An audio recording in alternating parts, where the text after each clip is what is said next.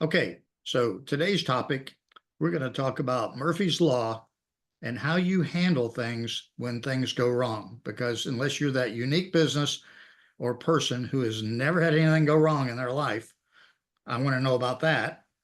But if you find that you are going along and something happens, how do you handle it? How do you deal with it, both emotionally and any other way? Because we've all had issues that arise, I think, during our business career and personal life, but mainly for your business.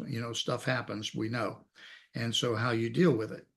I just submitted an article about this on our new connections directory this morning, and I invite any of you all that have a premium account to start submitting articles. It'll be good for you. So good for your exposure.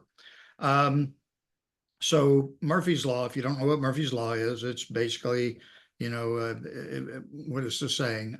If it can go wrong, it will go wrong. Okay, is basically to summarize what it is. And so we all know that happens occasionally. And I kind of have, I'll kick it off. I kind of have a unique way of kind of dealing with everything in life, which I've discussed with a few of you. Is I try not to worry too much about yesterday. I can't change yesterday. Not even God can change yesterday, right? But you can deal with what is taking place today.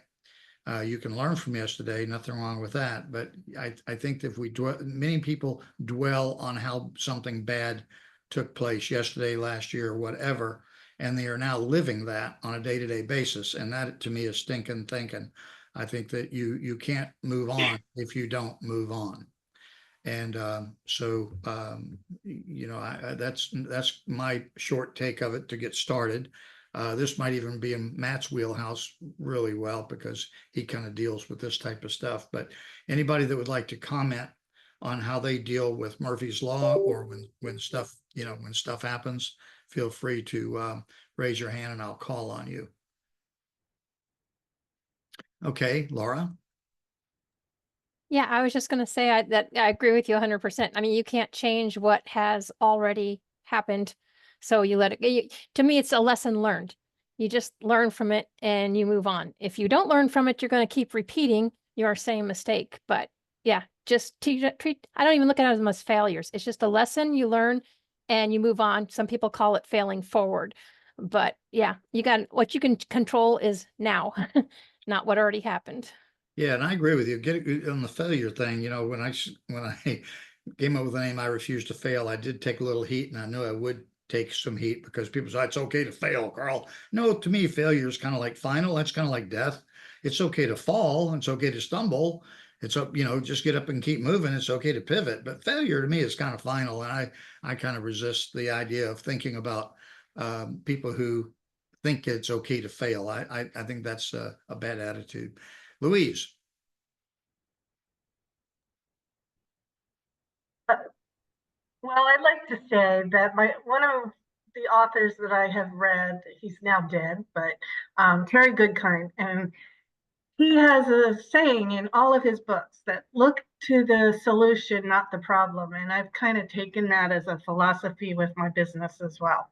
So when I have a problem, I try to find a way that gets me a solution through that problem.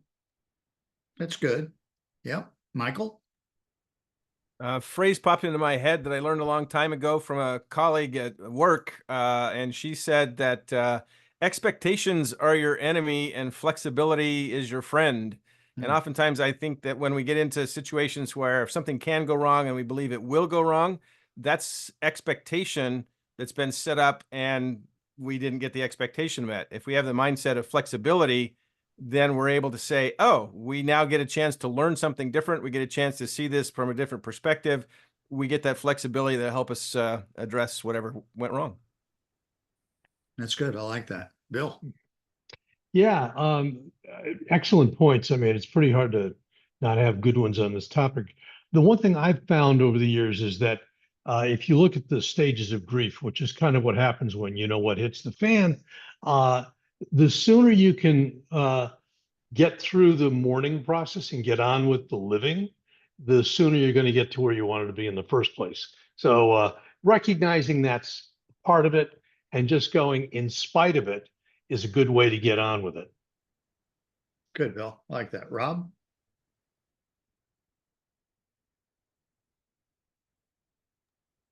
Just like what everybody else is saying, I approach, adversity, I feel is an opportunity for you to really set yourself apart. And, a lot of times people will see the reaction to adversity and, really that's the takeaway in many cases from that. So I think, embracing the fact that things will happen, but that's your opportunity to implement a solution and really outshine what the competition might be doing, and you're setting yourself apart. Good. I like it. Angie? One of the things I've noticed with Murphy's Law is sometimes I'm not learning the lesson. And so I've maybe had to deal with something and maybe I didn't handle it appropriately, or there was a different upgrade available. And if I keep making the same decisions to get the same results, of course it's going to be Murphy's Law, because there's things that I still need to do to stop that flow that I just haven't stepped into for whatever reason. Okay, real good. Carolyn? I was listening to the book Worthy by Jamie Kern Lima, and she's the creator of It Cosmetics. And I went to so many cosmetic companies and retailers trying to get them to put her products in there, and rejection, constant rejection, over and over and over, hundreds of times, over and over. But she got to this place where the rejection, she didn't take it in. She was just like, that person's not ready to have what I have in the world and what I can offer. They're just not ready to receive that yet.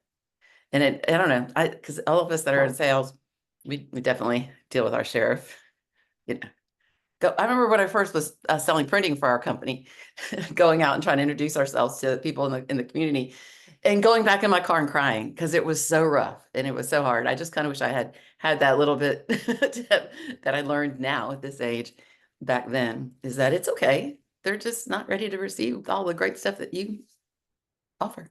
Yeah, it's a lot of it is a mindset, and it's not something, I'm not trying to tell everybody that it's easy. It's something you have to develop over time to not worry about what took place yesterday. I don't know how many times as a consultant I've sat with someone either across the table or on a Zoom call, and I say, give me your pitch. Give me your pitch for your business. What are you doing? And they are giving me the words beautifully, but their body language and the way they're sitting is saying, I know you don't want this, but I hope you do. And you can't sell anything that way. It doesn't matter how good the words are. You've got to have the mindset of, I am so glad we're here today because you're going to miss this great opportunity. You've got to come in, even if you got to put on an act. You can't worry that you just had 14 people turn you down, because once you get that one, then it's easier to get 2 more. Then you're going to have 14 more, because we all know we're not going to sell everybody. And it's just it's something you have to kind of retrain your brain, I think, and develop over time to look at it as if you didn't make the sale, it was their fault, not your fault. There's somebody's going to come out an idiot. It can either be you or them. I'd rather it be them. Okay. And if you've got something that's really good and it's going to help them and they don't take it, it's like, boy, sucker, I'm moving on. I'm going to find somebody else, because, and give them, because, and that way you can, you kind of, I don't want to say trick yourself, but you can talk yourself into keeping a positive attitude about what you do. Now, if you don't like what you have, or if you're scanning somebody, that's going to show up too, that. So, but if you've got a good product or good service, I think that you will teach yourself not to have that problem. But even with that, Murphy's Law is going to take place. I guarantee you things can be going along smooth, and you'll stumble, but it's how you deal with it, I think. And so Santa, you ought to be an expert on this. Well, you have to learn as you go along. And another thing is, when you go into a meeting like that, don't show them you're desperate. Show them you're confident. And you're confident, and you got a good product, and you got a good selling point, and the meeting should go smoothly until Murphy's Law says it doesn't. But don't go into a meeting saying you're desperate, because that shows a whole different other side that people will pick up on real quick. Yeah, and you know, and that's another.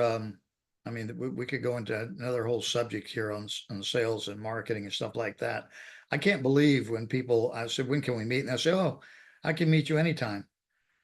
Really? Well, then must not be doing too well if I'm the only person you're meeting this week. You know, I mean, I would set the parameters on that, but that's another whole topic we may talk about someday on how to schedule with people and make what you do really important and stand out against the rest. Okay, does anybody else have any comments on this topic? Anybody? Okay, well, if not, I will stop the recording